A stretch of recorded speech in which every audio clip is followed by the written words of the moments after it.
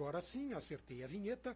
Quem está aqui comigo no estúdio da Jovem Pan é o advogado Everton Santos, que está aqui para falar de etarismo e do ataque preconceituoso a idosos na pré-campanha eleitoral deste ano. Também convidei, e havia concordado em vir, a dona Lucy Galego, que é integrante do Conselho Municipal de Idoso, mas ela teve uma questão para resolver e não pôde estar aqui presente, não tem problema, ela está nos acompanhando. Dona Lucy, tudo de bom para a senhora, que as coisas se resolvam e a senhora sabe que, querendo e podendo, estamos aqui à sua disposição. Doutor Everton, muito obrigado por atender ao nosso pedido de entrevista para falar deste tema. Tudo bem com o senhor? Muito bom dia, Marcelo, muito bom dia à audiência que nos acompanha. É um prazer estar aqui, compartilhar de algumas reflexões com você, com o público que nos acompanha. É um tema que está me chamando muito a atenção ultimamente, que é o etarismo, que algumas pessoas, e eu encontrei na internet também, chamam de ageísmo e de idadismo. Do ponto de vista jurídico, é possível definir o que é o etarismo? Todo fato que tem repercussão no mundo do direito, ele tem uma avaliação jurídica que a gente pode dar. Acho que, de uma maneira bem simples para o público que nos acompanha, etarismo é o nome que se dá ao preconceito em razão da idade, com base exclusivamente na idade. E ele normalmente não vem somente com relação à idade, mas ele é o preponderante. Então, preconceito com base na idade é a melhor versão, porque a gente tem, inclusive, tipos penais que dependem desse conceito para poder avaliar se há ou não uma manifestação dessa natureza. Quando o senhor diz penais, quer dizer que pode ser com contravenção ou crime você cometer o etarismo, é isso? Sim. Existe o próprio Código Penal que traz um conjunto de normas. E algumas leis que a gente chama de legislação penal extravagante, que traz também outras modalidades criminosas. É o caso, por exemplo, do Estatuto da Pessoa Idosa, que é um importante marco regulatório e também uma norma de proteção a esse público. E lá, o artigo 96 do Estatuto da Pessoa Idosa traz uma modalidade, um tipo específico, um crime, que é o de discriminar a pessoa em razão da sua idade, impedindo, dificultando o seu acesso a bens e serviços em geral. Vamos falar um pouco da parte prática, porque já tem gente aqui me perguntando. O simples fato de você, publicamente, ou ter um registro, uma prova documental ou testemunhal de que você está cometendo esse preconceito, qual seria? Chamar a pessoa de velho ou impedi-la de alguma ação em função da idade? O que eu quero na prática perguntar é fácil você definir um ato de etarismo? A norma ela é muito expressiva, muito clara, muito expressa, muito bem delimitada. Discriminar, humilhar, achincalhar, tudo isso devidamente comprovado, e você tem que provar também, não tem como você falar não tem dolo. Uma pessoa que humilha alguém em razão da idade, uma pessoa que diretamente descredibiliza, tolhe os seus direitos, ele não tem outra intenção que não a de perpetrar exatamente esse ato de humilhação. Então, uma vez demonstrado, você pode procurar, através dos meios legais, dar andamento a essa ação penal. Contravenção ou crime, ou podem ser as duas coisas? Não, isso aqui é crime. Crime. As contravenções, elas estão previstas numa norma específica, que é a Lei de Contravenções Penais. Tá, entendi. Estou falando como o que a gente tem aqui, no caso, é um crime de menor potencial ofensivo, mas não deixa de ser absolutamente reprovável, absolutamente desagradável, né? Ele recebe censura, isso do Poder Judiciário e da sociedade. E aí precisa registrar boletim de ocorrência? Precisa. É através da autoridade policial que investiga, que reúne os elementos de informação e apresenta a um promotor de justiça, e esse promotor de justiça vai propor esse tipo de ação, entendeu? Perfeito. Na verdade, é assim, a gente sempre comenta. Se existe justiça, é para ela dirimir dúvidas. Então, se eventualmente você, idoso, se sentiu ofendido na sua honra, vítima de etarismo, registre boletim de ocorrência. Aí vai ser feita a investigação, é todo aquele trâmite legal. E aí o Ministério Público vai averiguar, fazer lá as checagens dele para saber se isso vai ser arquivado ou se dá andamento ao inquérito, para aí depois a Justiça definir se realmente ocorreu o etarismo ou não e qual a sanção, qual a penalidade, qual a punição para quem cometeu o ato. Dá para a gente falar em punição? Quais são elas, doutor? Dá. E a gente precisa também as circunstâncias em que esse crime possa ter ocorrido para poder apurar também o nível da pena. Claro. Então, de um modo geral, a gente sabe que esse do artigo 96 do Estatuto da Pessoa Idosa estabelece que é de 6 meses a 1 ano. E multa, que é acumulado tanto a pena restritiva de liberdade, a pena da liberdade, privativa de liberdade, quanto a pena de multa. E quando se trata, inclusive, de pessoas do círculo familiar que tenham tomado esse tipo de conduta, essas pessoas que fizeram isso, quando ela é do círculo familiar, tem um aumento de 1/3, né, da reprimenda penal. Perfeito, olha aí. É crime previsto em lei e dá punição. Então, vamos prestar atenção. Doutor, eu o chamei aqui, e comentei isso com o senhor, a partir aí de pelo menos 2 fatos. Um deles foi notório no mundo todo, em função de o presidente dos Estados Unidos, o Joe Biden, num primeiro debate com Donald Trump, ter ali manifestado alguma confusão mental, foi assim que os veículos de comunicação classificaram a situação, e aí começaram ataques nas redes sociais contra o candidato em função da idade dele, tem mais de 80 anos. Dias atrás, aqui em Araçatuba, teve comunicador que, por exemplo, falou de uma pré-candidata a vice-prefeita, mais especificamente do PL, a dona Maria Eunice Zucon, a Nice, tirando sarro, né, de um erro de concordância que ela teria cometido em uma entrevista e sugerindo, inclusive, que ela abrisse mão da candidatura para cuidar dos netos delas. Vai para casa cuidar dos seus netos, você ganha mais. Teria sugerido isso, porque na concepção dele é o que cabe à pré-candidata Nice. Isso nas duas situações. É etarismo? Definitivamente. Quando você menospreza, quando você ridiculariza, quando você discrimina uma pessoa em razão da sua idade, isso é etarismo. Eu não estou dizendo que isso é o crime do artigo 96 do Estatuto da Pessoa Idosa, porque me descabe fazer esse tipo de afirmação. Mas, de um ponto de vista social, um senso que eu posso exercer aqui, é incompatível isso com a ordem democrática, né? É incompatível isso com a dignidade da pessoa humana.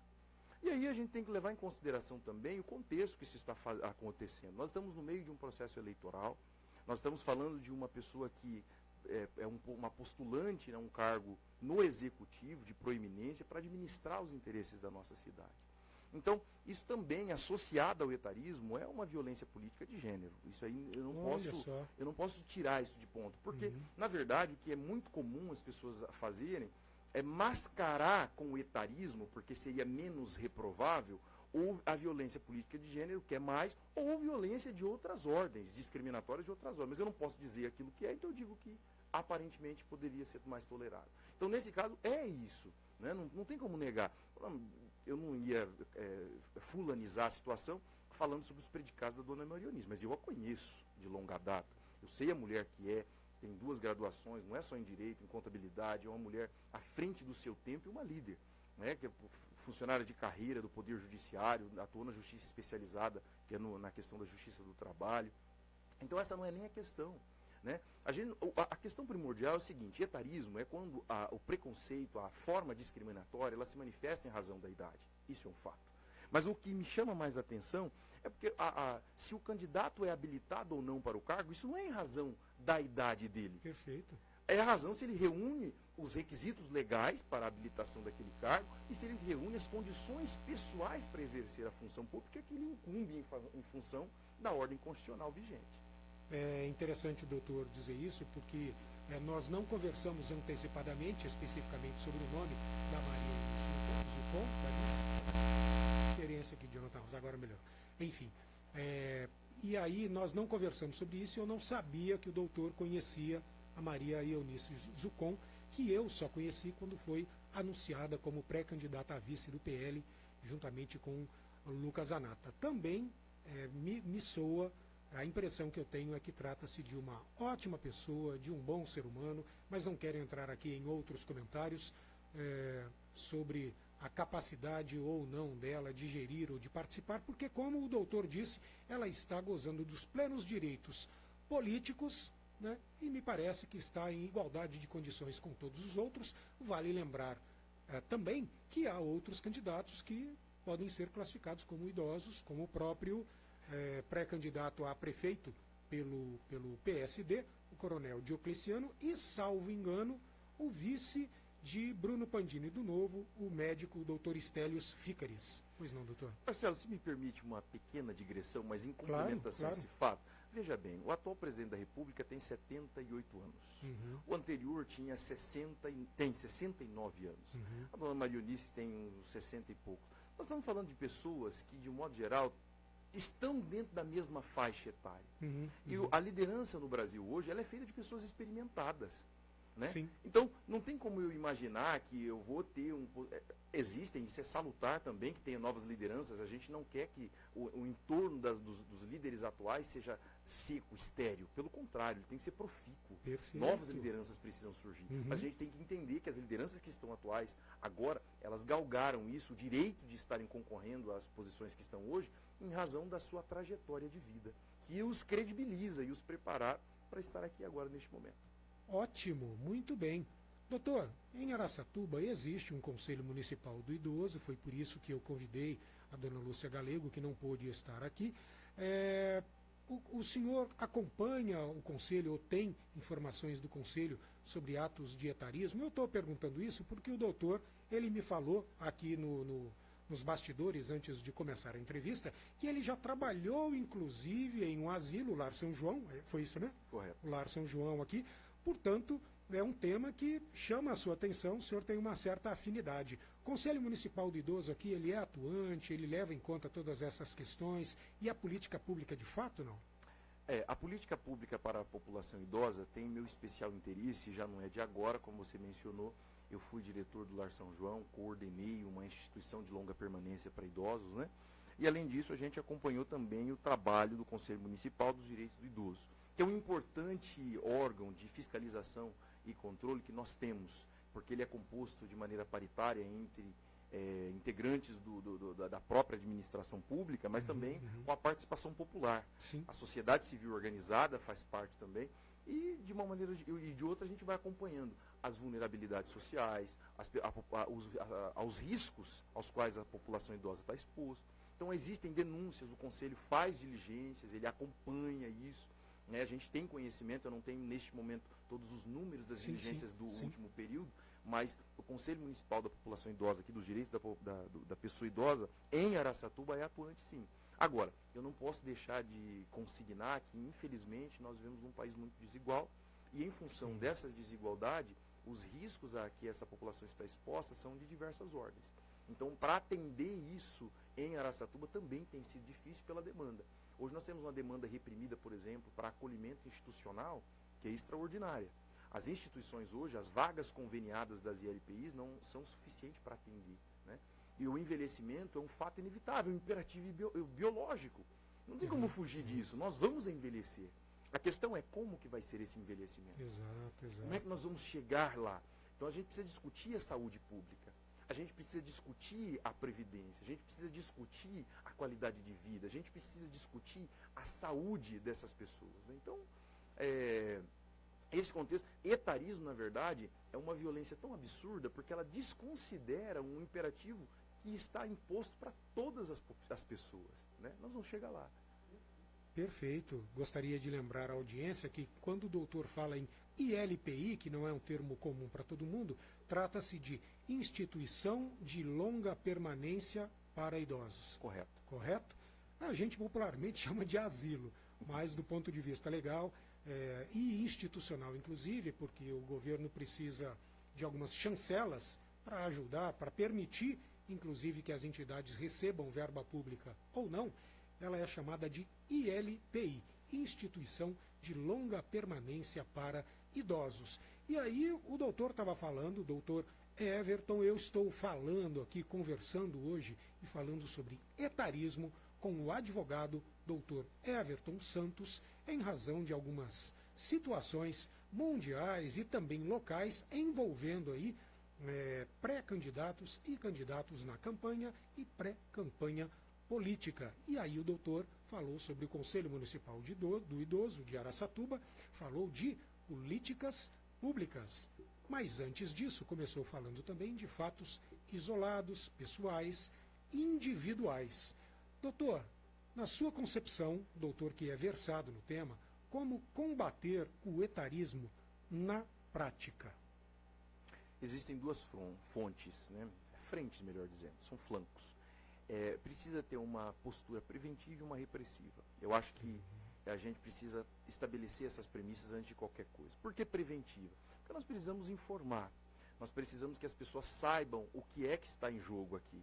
Quais são os seus direitos, a gente precisa saber o que pode e o que não pode ser feito, né? Quais são os limites para estabelecer depois um próximo passo, que é a repressão. Se acontece uma conduta dessa natureza, seja de preconceito contra a pessoa idosa, etc., precisa ser investigado, precisa ser apurado. E isso aí a gente às vezes não percebe. O que é etarismo, por exemplo, na prática precisa ser combatido? O aumento desarrazoado, por exemplo, sem fundamento de plano de saúde, que a população idosa, em especial, precisa de plano de saúde. Mas aí as operadoras, muitas vezes, de plano de saúde aumentam o valor da contribuição, né? Da coparticipação, ou mesmo do próprio convênio, sem fundamento justificável, uma política de mercado, só por ser idoso. Então, esse aumento, ele é ilegal. Entendeu? Ele é combatido e tem responsabilidade. Então, a gente pensa que, na verdade, como é que eu vou combater o etarismo? É nessas medidas concretas. E às vezes até coisas que a gente não sabe. Por exemplo, a implantação de acessibilidade, porque a população idosa quer votar, a população idosa quer usar transporte público quando precisa. É isso. Então a gente precisa ter assentos preferenciais, a gente precisa respeitar o tempo de espera, a gente precisa criar meios deles irem e virem, porque o direito de locomoção é um direito fundamental. Então isso tudo na prática ele vai se concretizando com esses atos. Né? E se cometer o crime, tem que ser punido. E então o doutor falou de prevenção, de política pública, é necessário, isso é cultural. A gente precisa martelar em ferro frio, malhar ferro frio, até que isso seja incutido na nossa mente e a gente aprenda a respeitar. Infelizmente, as coisas, não apenas no Brasil, mas no mundo, quando não dão certo, elas precisam ter a força da lei para serem impostas, para ir lá na frente, quem sabe um dia a gente sonhe que elas sejam retiradas, porque passam a ser natural e as pessoas passam a fazer isso de forma orgânica. A gente torce para isso. Enquanto não ocorre, se houver etarismo, boletim de ocorrência e vai para cima do ponto de vista legal para fazer com que a pessoa entenda que não pode desrespeitar ninguém em razão da idade dela. É por aí, doutor? É bem por aí, esse é o caminho. A gente precisa tomar essas posições para implantar a justiça acima da barbárie. Nós estamos num processo civilizatório, né? E no ponto de vista de desenvolvimento humano, isso precisa ser considerado. A Organização Mundial da Saúde, no relatório de 2021, apontou que mais de 16% da população mundial já sofreu algum tipo de discriminação por estar envelhecendo. Isso é inadmissível. Olha isso, cara. Entendeu? Então a gente precisa considerar uma mudança de paradigma, né? De respeito, de cordialidade. A gente precisa cultivar essa cidadania, porque todos nós, de um ponto de vista não só jurídico, mas humano, somos irmãos. Muito bem, eu estou conversando com o doutor Everton Santos, advogado, deu para ver que ele é versado no tema. Doutor, qual é a especialidade do senhor? O meu escritório, ele atende, por ser consideravelmente, né, tem outros advogados, a gente atende outras demandas. Eu, particularmente, sou apaixonado pelo direito criminal.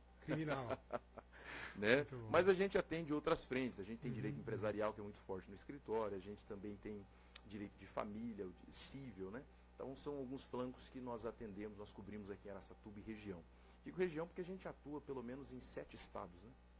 Entendi.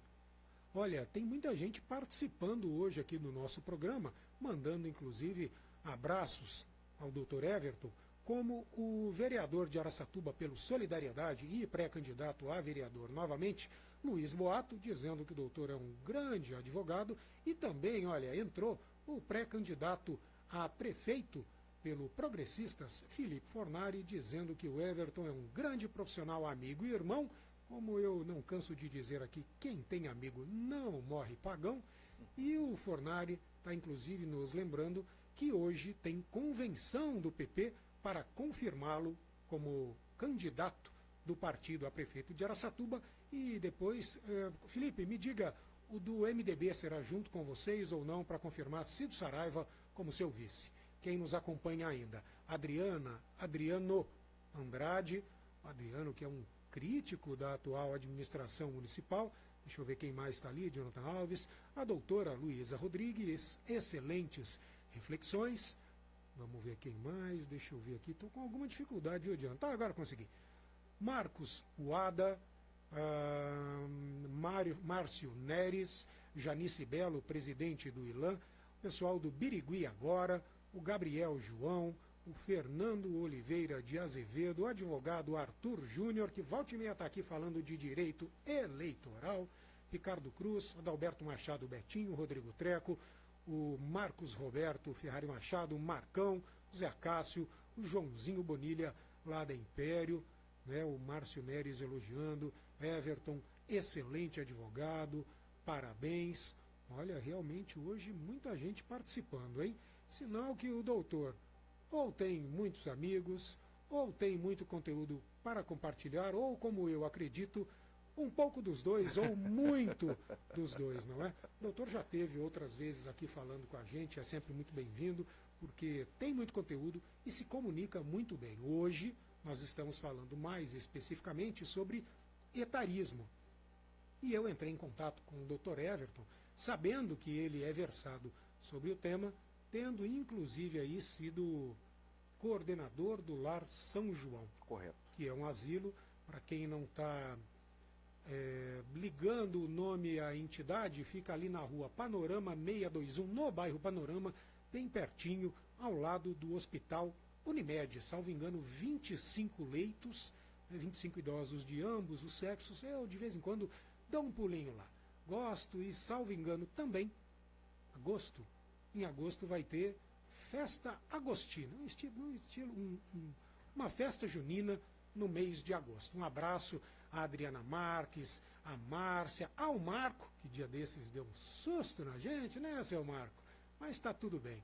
Ele e Marcelo Rocha precisam dar as mãos, sair caminhando, fazer atividade física para deixar o coração mais saudável, vocês dois. Vou te contar, hein? Dr. Everton, deixamos de dizer alguma coisa sobre etarismo, sobre esse crime, essa discriminação contra os idosos em razão aí da idade e da condição deles? Não, eu estou satisfeito com as principais reflexões que nós fizemos para esse momento. Eu me coloco à disposição para a gente tratar do tema em outras oportunidades, sobre um contexto mais interdisciplinar, se a gente tiver oportunidade, porque há muito espaço para a gente falar disso. E tem coisa que é assim, como dizia minha avó, se a sabedoria tem uma mãe, essa mãe é a repetição. Então, às vezes, a gente voltar sobre isso, a gente discutir novamente, é importante para nós criarmos conexão com o tema e as pessoas entenderem a importância da dignidade da pessoa idosa, porque, como eu disse anteriormente, é um imperativo biológico, todos nós vamos envelhecer e a gente quer envelhecer bem, a gente quer envelhecer feliz. Sabe que eu concordo, viu? Eu costumo dizer que educação é assim, né? Educação é repetição, educação é exemplo, tem que ser dessa forma. Vários educadores já vieram aqui e falaram que, de fato, a repetição, ela ajuda e ela é uma das bases, né? Tem gente que fala em tripé, outros falam em 4 pilares, enfim, mas a repetição sempre é um deles. Eu estou aqui com a dona Josefa de Souza Salles, ela está fazendo uma pergunta bastante simples, bastante singela, que eu tenho a impressão que muita gente está com ela na cabeça, mas não faz. Ela fala o seguinte: se alguém simplesmente fala para mim, como eu já ouvi, sai para lá sua velha, é etarismo? É etarismo. É etarismo, expressamente etarismo. Não é? Né? Porque eu posso ser uma mulher, um homem, o que quer que seja, idoso. Eu sou uma pessoa idosa. Esse é o principal ponto. Isso é uma questão. Agora, velho é trapo, velho é pano. Eu não sou velho, sou uma pessoa idosa, porque é um estágio da vida. Né? E custei para chegar aqui, meu amigo. Você que vai custar também. Estou também com Dona Ondina, seu João Neto, o seu Milton Teixeira, a Regina Moreira acompanhando, e aí alguns deles falam, é verdade, né? As pessoas nos tratam muitas vezes como velho, né? E até mesmo pessoas muito próximas, dizendo, não, você está velha para isso, você está velho para isso. É uma forma desrespeitosa que a gente precisa desconstruir para reaprender a falar da forma correta sem ofender o idoso. Exatamente. Não é? É um exercício constante de empatia. Eu tenho aprendido, né, como um eterno aprendiz, né, que nós estamos erigindo, edificando templos à virtude. Então a gente está num processo de aprendizagem, de autoconhecimento, de construção. Às vezes tem gente que acha que é banal chegar, que não tem problema nenhum, que é normal, mas é. Esse exercício de empatia é me colocar no lugar do outro e falar, poxa, como que eu chego para alguém que tem sonhos, que às vezes em algum momento da vida não teve oportunidade de fazer uma graduação, e porque ele manifestou o sonho de fazer nutrição aos 60 anos, que ele é velho para isso. Que direito eu tenho para tolher, para tirar os sonhos de alguém e dizer para que ele não reúne condições para fazer ou deixar de fazer o que quer que seja? Né? É isso, né?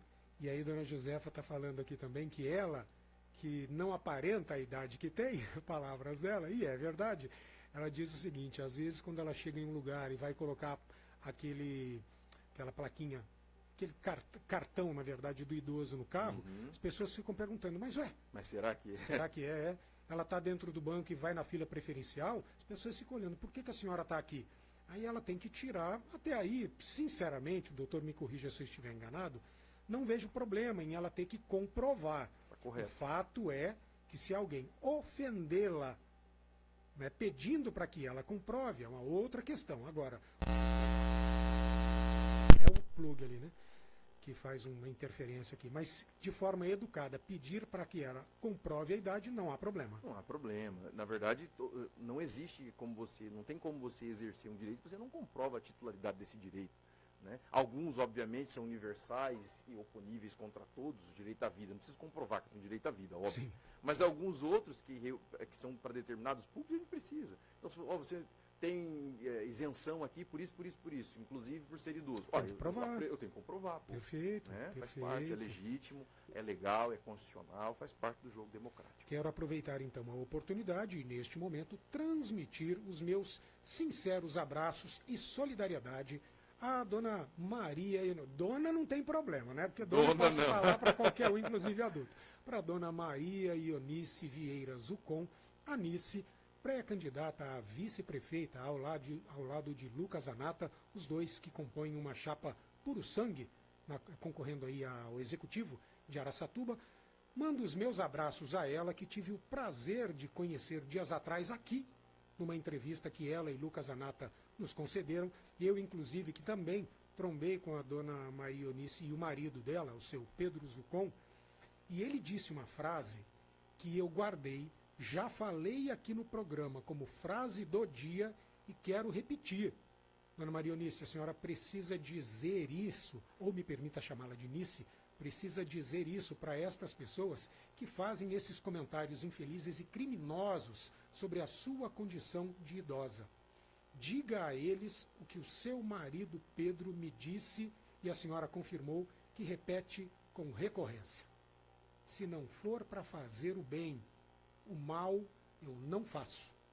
Então diga para eles, diga para os críticos, diga para aqueles que cometem etarismo contra a senhora e que dizem que a senhora está muito velha para concorrer, e não está, é um direito, como lembrou o doutor, que lhe é garantido, que lhe é facultado.